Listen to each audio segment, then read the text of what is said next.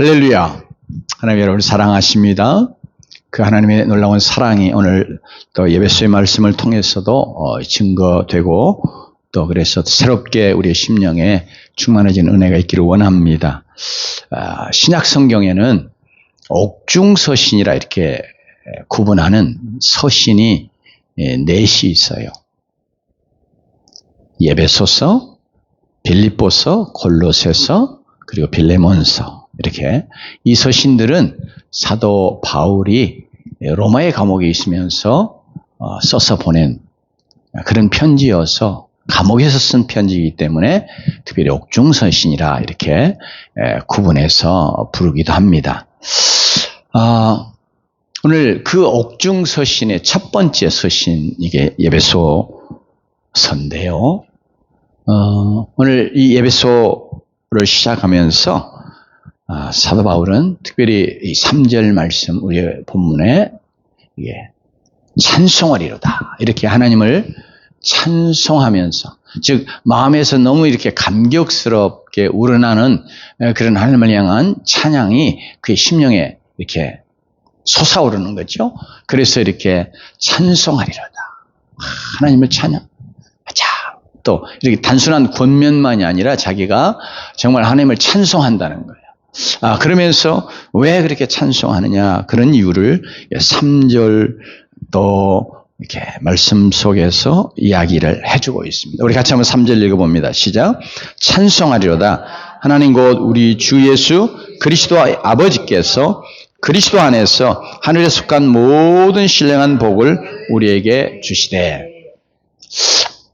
그리스도 예수 안에서 하나님 아버지가 우리에게 주시는 이렇게 신령한 모든 복들을 생각하니까 사도 바울의 마음이 너무 감격스럽고, 그래서 그렇게 놀라운 복을 주시는 하나님을 찬송하게 된 것입니다. 사실 이제 사도 바울의 상황은 이렇게 우리가 생각하는 그런 감사나 어떤 찬송이나 이런 것이 나올 수 있는 상황이 아니거든요. 이미 처음에 서두에 이야기 드린 것처럼 사도 바울이 어디에 있어요? 감옥에 있거든요. 여러분 감옥이나 혹은 유치장에 가보신 분 있어요? 갔다 오신 분? 아무도 없죠. 예. 감사하게도. 근데 이제 저도 들어가 본 적은 없지만, 이렇게 대학교 때 미국인 선교사하고 같이 이게 복음 전하기 위해서, 갔던 경험이 있는데요. 뭐 감옥은 말할 것도 없고 유치장만 가봐도 이게 차가운 바닥에 그냥 앉아 있거든요. 쇠 창살로 이렇게 탁 갇혀있는 이런 좁은 공간이잖아요. 그리고 그런 곳에서 바닥에 앉아 있으니까 이게 얼마나 힘들겠어요? 그리고 또 좁은 공간에서 생리적인 어떤 이런 문제들도 해결해야 되고, 그러니까 이게 참 그것에 있는 것 자체가 너무너무 힘들어요. 너무너무 불편하고 불쾌하고 역겹기도 하고요. 그런 상황. 그러면 먹을 거나 또 제대로 먹습니까? 그러니까 오늘날의 유치장이나 감옥 뭐 이렇게 이런 굉장히 고급스러워지고, 그랬음에도 불구하고 여전히 감옥이라고 하는 거, 유치장이라고 하는 거, 이런 것은 그렇거든요. 근데 하물며 1세기에 이 감옥, 이건 뭐 우리의 상상을 초월하는 그런 불편함, 괴로움, 여러 가지 우리가 생각할 수 없는 많은 어려움들 있는 상황이에요. 그런 상황 속에서 사도 바울이 편지를 쓰는데 그가 첫 번째 하나님 앞에서 터져나오는, 그리고 하나님을 고백하는 것이 뭐니까 하나님을 찬송합니다. 이게 너무너무 감격스러워서 그런 거예요. 그 이유가 바로 하나님께서 그리스도 안에서 하늘에 속한 모든 신령한 복을 주셨기 때문이다. 그래서 우리도 오늘 이 말씀 상고하면서 특별히 사도 바울의 마음을 조금이라도 우리가 더 같이 이해하고, 그래서 그 하나님을 찬송하는 그런 찬송의 대열에 우리가 함께하는 그런 은혜가 있으면 참 좋겠습니다. 여러분, 하나님을 찬송하는 거, 이게 그리스도 예수 안에서 우리에게 모든 신령한 복을 주셨기 때문이라 이렇게 말합니다. 그런데 그 신령한 모든 복이 사도 바울이 지금 육체적으로 또 이 세상의 이런 관점에서 보면 또 이 세상의 복을 생각하면 참 너무 불행한 자이거든요. 그럼에도 불구하고 그 모든 것들을 다 넉넉히 뛰어넘는, 그러면서 도리어 하나님을 찬양하고 하나님 앞에 감사할 수 있는 이런 마음이 충만하게 되는 것이 바로 하늘에 속한 모든 신령한 복을 주신 것 때문에, 그 하나님이 주신 그 신령한 모든 복 때문에 그렇게 됐습니다. 이 땅에 또 육체에 속한 복도 또 참 어떤 점에서 좋지요. 필요하기도 하고, 건강의 복 참 우리 모두에게 필요합니다. 우리가 살아가면서 이렇게 우리가 경험하지만 조금만 우리 몸이 불편해지고 아프고 그러면 이게 얼마나 괴로운지 몰라요. 그죠? 지난주에 태권도 선교 같이 하던 그 선교사님 만났어요. 근데 만났는데 보니까 제가 이제 식사를 대접하는데 조금 생각은 하고 좀 부드러운 음식을 먹는다고 이렇게 그런 음식점에 가서 식사를 하는데 그냥 밥 한 숟갈 떠놓고는 어물어물 하고 있어요. 그 여기는 푹 들어가 있고 보니까 이빨이 다 상해가지고 빠져가지고 음식을 못 먹는 거예요. 그래서 내가 아이고 이빨 빠지는 호랑이네요. 그랬더니 진짜 그렇대요. 왜냐하면 태권도를 하던 사람이기 때문에 또 이제 굉장히 또 사람에 따라도 다르지만 굉장히 이게 파워가 있는 그런 태권도 사범이었어요. 그러니까 이렇게 한 번씩 탁 발차기를 하잖아요. 그러면 필리핀 사범들 막 뻥뻥 떨어져 나갈 정도로 이렇게 체격은 크지 않는데 그렇게 파워가 있었어요. 근데 보니까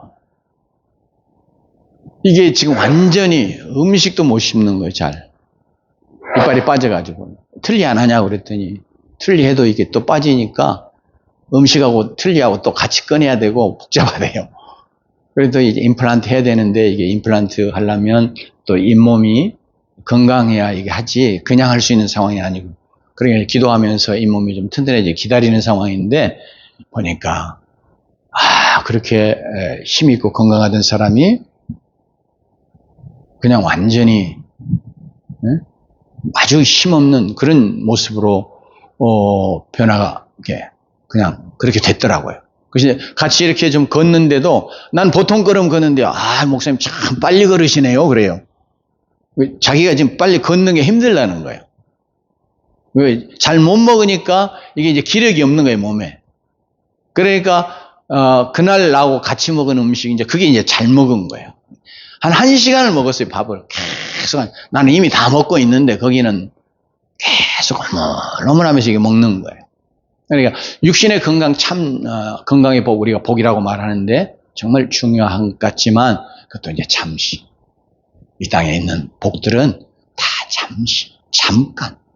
물질의 복도 그렇죠? 이거 굉장히, 좋은 것이고, 큰 복이고, 우리가 많이 생각하는 복이지만, 이것도 재물은 그냥 아침 안개처럼 어느 한순간에 사라지기도 하고 또 그 재물 때문에 인생에 참 불행한 결과에 이르기도 하고 그 집안이 불행하게도 되고 하는 이런 그런 결과에 이르기도 하잖아요. 부귀영화를 누려도 이것도 화무십일용이라 권세 10년 이번에 헌법 개정해가지고 연임해서 대통령 올해 하는 이제 그런 거 헌법 개정을 한다고 그러는데 언제 어떻게 될지 몰라요. 그거 길어도 10년 못 간다. 그게 올해 내려오는 일상의 진리다. 이런 복들 대단한 것 같아도 잠시요. 그런데 오늘 사도 바울이 정말 하나님 앞에 감사하고 하나님 찬송하는 건 하나님 영원한 그러면서 정말 신령한 그런 복들을 하나님께서 우리에게 주셨다는 거예요. 그건 영원한 것이요. 영원한 가치가 있는 것이요. 그리고 이미 주신 그 순간부터 영원한 나라에까지 계속 되어지는 그런 복. 잠시 있다 없어지는 거 아니에요. 우리가 소유했다가 잃어버릴 수 있는 그런 것도 아닌 영원한 신령한 복이기 때문에 사도 바울이 이렇게 하나님을 찬송하고 있습니다. 그래서 우리도 함께 하나님이 우리에게 주신 이 신령한 복, 그래서 정말 하나님을 찬양할 수 있는 이런 자리에까지 나아가게 만드는 이런 신령한 복을 우리가 말씀을 통해서 다시 한번 깊이 생각하고 또 묵상하면서 정말로 사도 바울은 그렇다.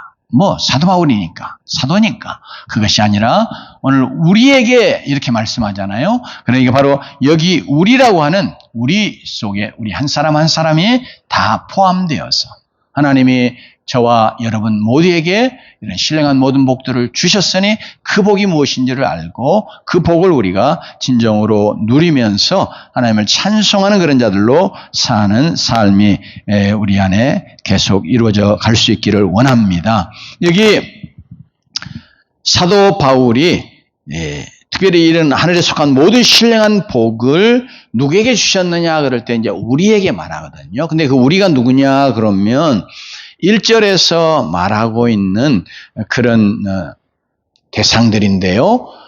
같이 한번 읽어보십시다. 1절입니다.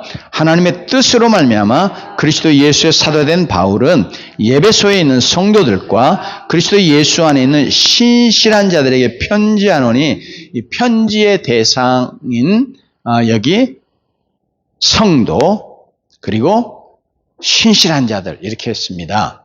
특별히 성도 그러면 이제 가톨릭 쪽에서는 성자 이름을 조금 바꾸면서 단어를 바꾸면서 대단한 영적으로 대단한 업적을 이루고 대단한 영적인 경지에 이른 특별한 사람들 그렇게 부르기 하지만 성경에서는 그런 자들을 말하지 않고 여기 특별히 이 성경에 쓰인 용어를 가톨릭이 쓰고 있지만 그래서 성도, 성자 그러면 성도와 전혀 다른 그런 부류의 사람인 것으로 우리도 모르게 이렇게 늘 이렇게 주입이 되어 왔어요. 그러나 똑같은 내용. 성도, 성자 다 원어상으로 그렇습니다. 그러면 근데 이 성도가 뭐냐 그럴 때 이제 걸어갈 성자 쓰고 무리도자 써가지고 걸어간 무리 이렇게 말하는 용어이지만 그냥 문자풀이하면 그런데 원문상으로 이게 구별돼요. 이제 성별이라 하는 용어도 이미 이제 거룩이라는 말을 같이 넣어가지고 일단 구별되어서 하나님께 드려진 자, 바쳐진 자 이런 자를 말합니다. 그러니까 구별이라고 하는 것, 즉 죄와 세상으로부터 구별되고 그러면서 하나님께 드려진 자, 하나님께 바쳐진 자, 혹은 하나님께 속한 자 이런 의미로 이 성도라고 하는 용어를 쓰고 있습니다. 그러니 과연 내가 과연 성도인가? 나는 죄와 세상으로부터 구별되고 진정으로 나는 하나님께 드려진 자, 하나님께 속하여 바쳐진 자 이런 자인가 하는 거.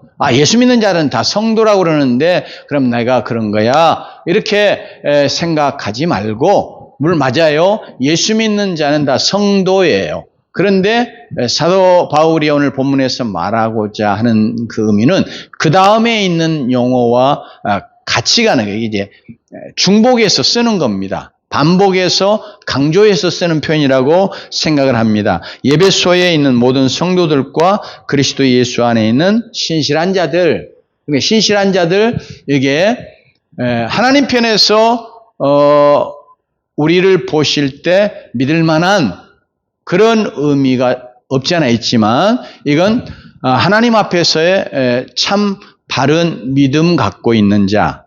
그러니까 내가 진정으로 구원받았느냐 또 그리고 오늘 이게 본문에서 하늘에 속한 모든 신령한 복을 받은 자인가 하나님이 그 주시는 자인가 하는 것을 판단할 때 이 두 가지가 같이 가는 거예요. 그러니까 나는 정말 하나님을 진정으로 믿어드리는 자. 그런데 이 말씀이 과거에 믿었다. 이런 과거형이 아니에요. 지금 믿는. 그러니까 이 말은 조금 달리 말하면 진정한 살아있는 그런 믿음의 소유자인가 이런 말이에요. 그리고 그것이 성도와 같이 가는 거예요. 이게 분리되지 않는 개념으로 진정으로 내가 하나님을 믿는 살아있는 믿음의 백성이면 이게 뭐예요? 죄와 세상으로부터 구별되고 하나님께 드려진 자, 바쳐진 자다. 예, 우리는 그냥 믿으면 죄와 세상으로부터 구별되는 것이고 믿는다 해도 여전히 죄와 세상에 우리는 여전히 뒹굴고 있을 수 있단 말이에요.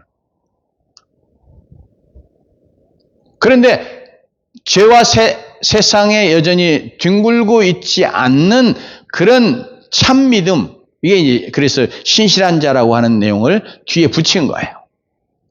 그러니까 진정한 믿음의 사람, 그러면 죄로부터 구별되는 거예요. 믿음으로 세상으로부터 구별되는 겁니다.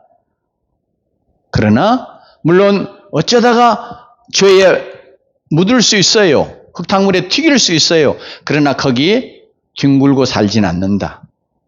그러니까 우리가 계속해서 어떤 죄 가운데 계속 빠져 있다. 그러면 내가 정말 하나님 앞에서 하나님이 믿어주실 만한 그런 신실한 자인가? 그러면서 나는 정말 하나님을 믿는 살아있는 참 믿음의 사람인가? 이거 한번 우리가 점검해 봐야 돼요. 왜냐하면 성도는 신실한 자와 같이 가는 거거든요. 바로 이런 자에게 하늘에 속한 모든 신령한 복을 하나님께서 그리스도 안에서 허락해 주셨다. 이렇게 말합니다. 그러므로 나는 정말 이 복을 받은 자, 또 받을 자, 하나님에게 주실 자, 주신 자, 이런 의도에서 내가 정말 이렇게 성도인가? 신실한 자인가? 우리 자신 점검해 보면서 다시 한번 우리의 믿음의 자세, 영적인 자세를 새롭게 하며 나아가는 은혜가 있기를 원합니다. 영접하는 자, 그 이름을 믿는 자를 하나님의 자녀가 되는 권세를 주셨으니 그렇게 말할 때 특별히 우리는 늘 지식적으로 관념적으로 예수를 내가 믿고 그리고 그냥 입술로 예수님, 요새는 이전에는 그런 것이 없었지만 요새 이제 선교회나 뭐 이런 걸 통해서 많이 개인적으로 복음 전하는 그런 것들이 많이 이제 개발이 되고 그러면서 또 이제 영접기도라고 하는 것도 개발을 해서 이렇게 따라하게 하고 그런데 정말 마음을 정말 열고 예수 그리스도를 자신의 구주와 주님으로 믿고 마음속에 모셔드리는 그런 기도에 이르는 그런 자이면 하나님의 자녀가 되는 이렇게 권세를 주셨다고 말하거든요. 그런데 그것이 진정으로 내가 예수 그리스도의 구주와 주님으로 믿는 믿음이냐 하는 것은 바로 영적으로 보면 바로 예수 그리스도에게로 들어가는 자, 예수 그리스도와 연합한 자 되는 그런 관계인 것을 사도 바울이 이제 그의 서신을 통해서 언급하고 있습니다. 그래서 오늘 우리의 본문 안에 보면 그리스도 안에서, 이게 헬라어는 엔 크리스토 이런 말인데 이 용어가 이 짧은 서신에 35번이나 사용되고 있어요. 사도 바울의 서신 이게 속에 164회 정도 쓰이는 걸로 제가 아는데 그 중에 이 예배소서에서만 35번이나 쓰여요. 그러니까 모든 우리의 여기 신령한 복을 얻는 것이나 우리가 또 뭐 다른 표현으로 구원을 얻는 것이나 또 믿음 안에 있는 것이나 이런 모든 것은 다 예수 그리스도 안에예요. 이건 다른 표현을 하면 예수 그리스도와 연합하는 거예요. 그러니까 믿음이라고 하는 것은 내가 머리로 알고 인정하는 것이 아니라 인격적으로 예수 그리스도와 연합하는 것, 예수 그리스도 안에 들어가는 것이다. 그 말. 그런 자들이 오늘 사도 바울이 하나님 앞에 찬양할 수밖에 없는 그런 이유로 하나님에 속한 모든 신령한 복을 주셨다. 누구 안에서요? 그리스도 안에서. 그러니까 이 모든 것은 다 그리스도 안에서요, 결국.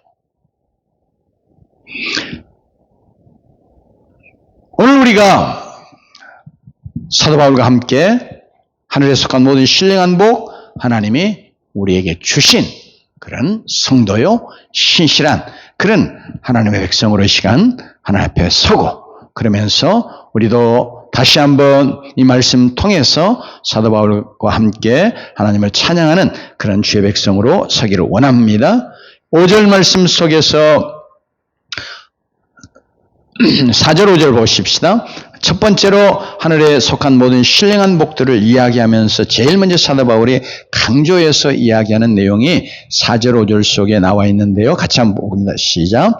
곧 창세전에 그리스도 안에서 우리를 택하사 우리로 사랑 안에서 그 앞에 거룩하고 흠이 없게 하시려고 그 기쁘신 뜻대로 우리를 예정하사 예수 그리스도로 말미암아 자기의 아들들이 되게 하셨으니. 아멘. 이 신령한 복, 하늘에 속한 신령한 복, 이 복의 첫 번째 내용, 제일 첫 번째로 이야기하는 복이 뭐냐 그럴 때 하나님의 아들들이 되게 하신 거 이야기합니다. 하나님의 아들들이 되게 하신 분. 여러분, 하나님의 아들들, 자녀들 다 됐지요? 믿음으로 되는 겁니다.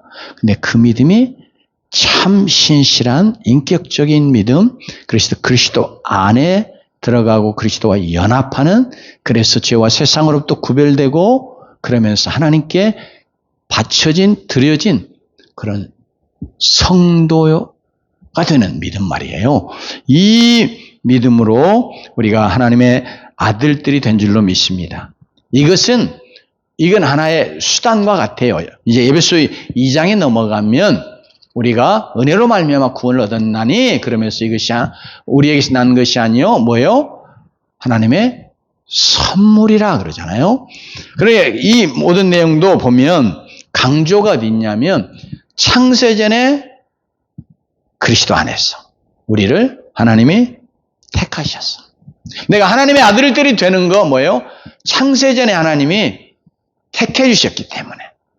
그리고 또 반복해서 5절에 보면 그 기쁘신 뜻대로 우리를 예정하사. 하나님이 이게 택하신 거, 예정하신 거 조금 용어가 다르고 조금 의미는 다르지만 하나님이 나를 하나님의 아들이 되게 미리 정하셨다. 이런 의미로 예정을 사용하고 있고요. 택하신 건 뭐예요? 나를 하나님의 아들로 하나님이 택해 주셨다. 누구 안에서요? 그리스도 안에서. 그것도 언제요? 창세전에. 그러니까 내가 예수 믿는 거 혹은 또 예수 믿어서 구원받은 게 어쩌다 되는 게 아니다 그 말이에요. 내가 예수 믿어 하나님의 아들이 되는 거 이거 어쩌다가 우연스럽게 그냥 내가 믿었지 이렇게 막 내가 믿은 걸 굉장히 드러내고 자랑하고자 하는 사람들이 없지 않아 있어요. 그래요. 믿음으로 구원 얻습니다. 그러나 그것도 에베소에서는 뭐예요? 하나님의 선물이라고 말하잖아요. 그 은혜로 구원받은 거라고 말하잖아요. 그런데 내가 믿어서 구원받은 거야. 그게 아니고 오늘 말씀은 하나님이 우리를 택하셨어. 예정해 주셔서. 그래서 내가 성령의 역사로 예수를 믿을 수 있게 되고 내가 그리스도 안에 속하는 자가 되고 그래서 내가 하나님의 아들이 되었다고 오늘 말씀은 우리에게 증거해 주고 있습니다. 끊임없이 우리는 우리의 구원에 있어서 또 우리가 오늘 말씀 그대로 사용하면 하나님의 아들이 되는 이런 하나님의 자녀들이 되는 것 이것에 있어서 우리의 어떤 조금 지분이라도 작은 지분일지라도 우리가 무슨 공로 무슨 어떤 역할 이런 것에 의해서 내가 하나님의 아들들이 되고 구원받은 것처럼 이렇게 드러내려고 하는 그런 타락한 우리 안에 있는 교만한 본성이 있어요. 근데 하나님 그게 제일 싫어하시나. 첫 번째 우리 첫사람 아담이 하나님 범죄한 것도 뭐예요? 교만해서 즉 하나님과 같아지려고 하는 교만.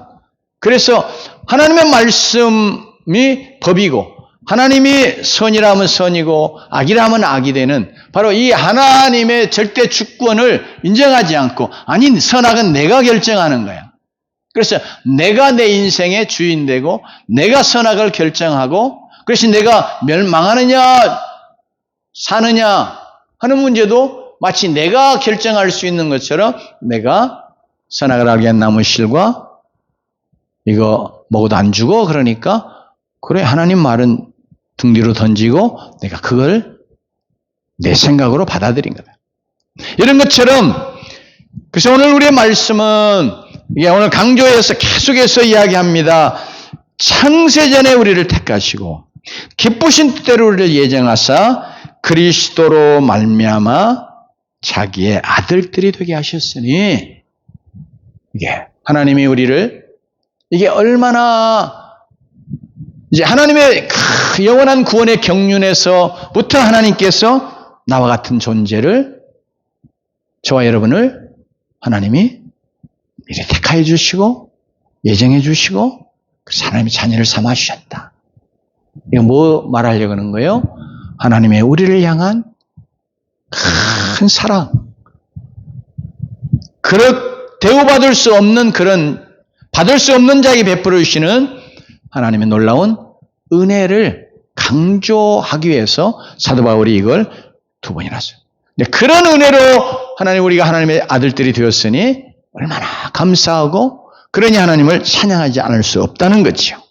여러분 특별히 아들들이 되게 하신 복 이건 먼저 우리가 죄와 사망과 사단의 종로로 다는 데서 바로 예수 그리스도의 걸어간 온전한 의를 우리가 덧입어서 하나님 앞에 의롭다함을 얻고 그래서 이제는 하나님의 아들, 자녀들이 된 것을 말하는 것이거든요.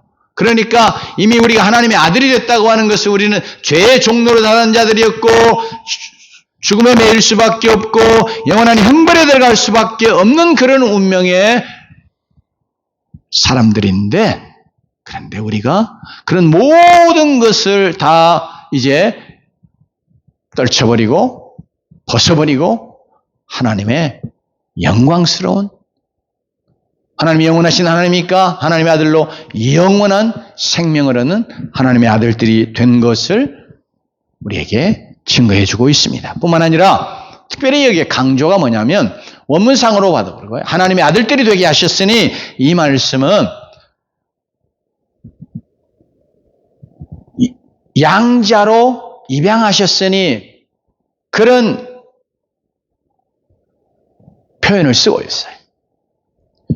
이걸 통해서 우리가 하나님의 아들들이 되는 것은 우리는 출생에 의해서 혹은 적출 아니고 그런 부정적인 의미가 전혀 없이 도리어 이것은 뭘 강조하려고 그 당시의 문화 속에서 사도 바울이 이 말을 할 때 받아들이는 자들이 이 하나님의 아들들이 됐다고 하는 것은 뭐예요? 뒤에도 나오지만 사도 바울 또 서신 속에 나오지만 하나님의 이제 우리가 로마 살펴봤는데 로마에서에서 우리가 거기서도 8장에도 보면 우리를 양자 삼으셨다고 말하고 그 양자 삼으셨는데 무슨 말씀을 하시냐면 우리를 상속자, 후사가 되게 하셨다고 말해요. 양자 삼으셨다고 하는 말은 후사로 세우셨다, 후사를 삼으셨다, 상속자로 삼으셨다 그 말하고 똑같은 말이에요. 즉 여러분 그래서 우리가 하나님의 아들이 되게 하셨다고 하는 것이 얼마나 놀라운 것인지 왜냐하면 양자를 삼는 것은 로마 시대에 그 당시의 문화 속에서 여러분 내게 아들이 없어서이거나 또 아들이 합당치 않아서 자기의 지위와 신분과 부와 모든 것을 다 계승해서 자기의 이름을 이어갈 가문을 이어갈 이런 자로 자기 출생한 아들이 아니어도 그를 양자 삼아요. 그러니까 양자 삼는 것은 그냥 어렸을 때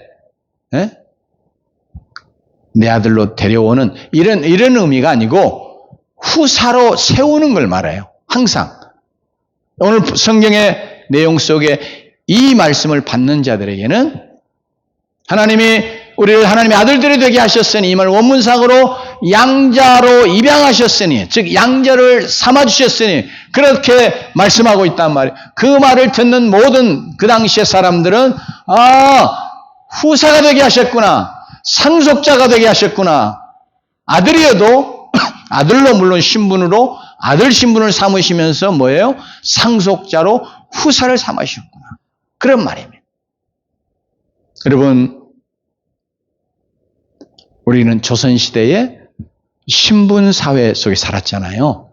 이제 1894년 갑오경장 때 이 개혁을 하면서 이런 신분제도가 없어졌지만 그 이전에는 내가 누구 밑에 태어나느냐 하는 것 때문에 나는 태어나면서 양반이기도 하고, 또 나는 태어나면서 노비요,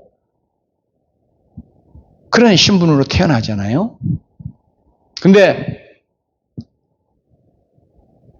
양반 집에 태어났어도 때로 첩을 통해서 태어나면 이건 서자, 서을 그러잖아요. 그래서 사실은 정실부인에게 태어난 아들들 사이에서 아버지여도 아버지를 아버지라 잘 못 불렀어요. 그렇게 했다가는 적통 자녀들이 이를 굉장히 맹대하고 쫓아내기도 하고, 또 그래도 서자는 그래도 좀 나은 편이요. 그런데 이제 노비에게서 양반일지라도 양반 주인이 노비와의 관계를 통해서 태어난 아들이 됐다 그러면 이건 뭐 언놈, 언년 뭐 이렇게 불렀던 것 같아요. 그러면 이렇게 아버지가 있어도 사실 아버지라 잘 못 불러요. 못 불러. 서자도 잘 못 부르는데, 그런데 우리가 정말 영원한 영광의 창조주 하나님, 그분의 아들들, 그것도 상속자, 후사가 되는 이 놀라운 복을 하나님 그리스도 안에서 우리에게 주셨어요. 그러니 그 복은 뭐예요? 우리가 하나님을 당당하게 아버지라 부를 수 있고, 그러면서 아버지에게 속한, 하나님 아버지에게 속한 모든 것들을 우리가 물려받아 그것을 상속하여 누리는 그런 복된, 진정으로 존귀한 그런 자들이 되었음을 우리에게 말해주는 것입니다. 그렇기 때문에 우리는 하나님의 아들들이 됐다고 하는 사실을 우리가 믿음으로 받고, 나는 예수 그리스도 안에서 나는 하나님의 아들이다, 하나님의 딸이다, 하나님의 자녀다, 그것도 하나님의 상속자다, 죄송합니다, 후사다 하는 믿음을 갖고, 그러면 후사이기에 하나님이 나를 후사로 삼으신 그 아버지에게 속한 모든 것들을 내가 상속받아 혹은 계승해서 누리는 존귀한 자다 하는 것을 우리가 생각을 해야 되겠습니다. 그래서 우리는 하나님의 아들이 된 것이 그냥 명목상으로 하나님의 아들, 그게 아니고 이제는 정말 우리의 신분 자체가 하나님의 상속자, 후사가 되어서 하나님 나라에 속한 모든 것들을 아들인, 상속자인, 후사인 우리가 그것들을 다 누리며 살아가게 되었다는 것입니다. 그러므로 우리가 이 믿음으로 늘 이 사실을 우리 마음속에 잘 새기고 붙들고, 그러면서 우리는 하나님의 후사로, 상속자로 하나님 나라에 속한 놀라운 영광스러운 그런 신령한 축복들, 그리고 하나님 나라에 속한 모든 복된 것들, 그 하나님 나라에 속한 것들 중에서는 이 땅에 육신에 속한 복도 다 함께 속해 있어요. 그러니 우선순위가 바뀌지 않은 상황에서 우리는 신령한 거, 하늘에 속한 거 더 우선하고, 그러면서도 하나님께서 하나님 나라에 속하여 있는 그런 모든 복들, 부유함들을 우리가 믿음으로 주장하고 이걸 누리면서 사는 자들이 되어야 하겠습니다. 이를 통해서 6절 말씀 그렇게 하신 이유가 뭐냐면, 6절 같이 읽습니다. 시작. 이는 그가 사랑하시는 자 안에서 우리에게 거저 주시는 바 그의 은혜의 영광을 찬송하게 하려는 것이라. 사랑하시는 자는 그리스도를 말합니다. 제2위 성자 하나님 예수 그리스도 말하는 것인데 하나님이 얼마나 사랑하시는지. 그러니까 그 사랑하시는 자 안에서 우리를 조금 풀어 말하면 우리를 또한 사랑해서 우리에게 주시는 은혜의 영광을 찬송하게 하랴. 왜 우리가 하나님의 그 상속자가 되고 후사가 되었는가? 그래서 그것을 우리가 믿음으로 이제 누리는 자 되게 하셨는가? 하나님의 부요함들을 우리가 누리고 살아가고 하나님의 나라의 그 부요함들을 우리가 누리며 살아가게 하시는 그 놀라운 이유가 뭐냐 그럴 때 그의 은혜의 영광을 찬송하게 하려 하시는 것이다. 이렇게 말합니다. 은혜는 앞에 사용된 사랑과 조금 다른 의미요. 하나님, 성자 하나님은 인격적으로 하나님과 본질상 같고 그래서 영원한 사랑으로 동등한 사랑으로 사랑하시잖아요. 인격적으로. 그런데 우리는 죄인된 자들이었고 우리는 피조물이다. 그러기에 이제 하나님 앞에 사랑을 이야기해도 합당하게 그걸 받을 만한 존재가 아니에요. 그럼에도 우리에게 베풀어 주신 하나님의 사랑, 이걸 은혜라고 표현하는, 또 하나님의 거저 주시는 그런 선물, 뭐 이렇게 생각을 해야 돼.